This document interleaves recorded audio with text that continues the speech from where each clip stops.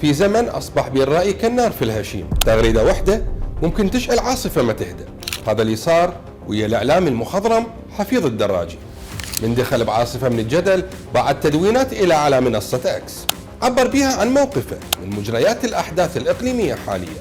التغريدات اللي ضامن بها دراجي مع إيران مواجهة العدوان الأمريكي الصهيوني عليها سوى الزلزال بالرأي العام الخليجي. فجأة تحول المعلق الرياضي اللي اعتدنا على صوته خلف المباريات إلى مادة دسمة للنقاش السياسي والهجمات من خلف أزرار الكيبورد، لدرجة ممكن تهدد مستقبل المهني والإعلامي.